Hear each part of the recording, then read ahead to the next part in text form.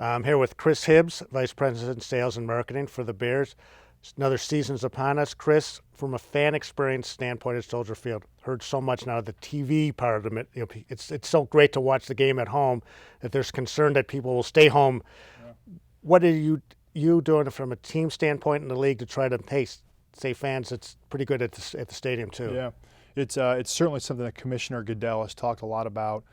It's as important as anything right now on the club level. So virtually everything we're doing on game day is really about how do you make sure the game experience is the best, is second to none. To your point, the TV broadcasters do it right. There's great technology, there's great broadcast talent, every camera angle, everything you'd want to see is there. You probably have a fridge full of Miller Lights right next to you, so you've got all the things you want to enjoy your game. But how do we make sure that going and seeing it in person, telling your friends that you were there to see a Devin Hester kickoff return in person remains the most important thing. So it's first about fan conduct. We've talked a lot about how do you make sure that kind of the 1%er rule. How do you make sure there's not a really small number of people who aren't acting appropriately that might ruin that experience for the masses?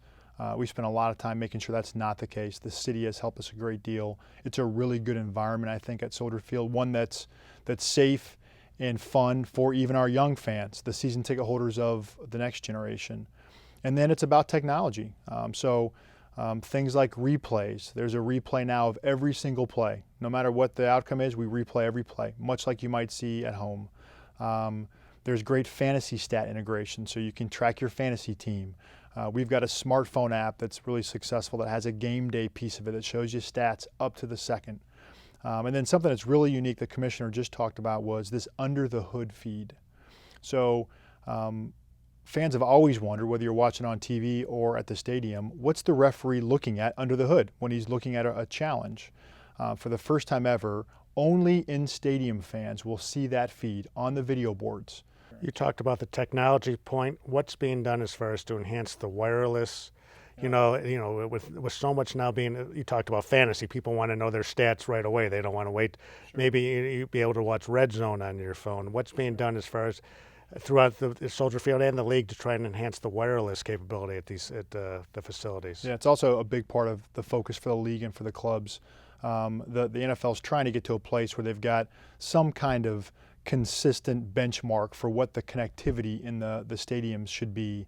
I think it's difficult. You've got 31 different stadiums. They all have a different ownership structure, different generation when they were built. We don't own the building here in Chicago, as you imagine. Soldier Field is owned by the Park District, but they're very focused on it. I couldn't give you every detail, but I know that this last offseason they have upgraded the connectivity. The antenna system in the stadium is better and more robust than it was. There is Wi-Fi throughout the stadium.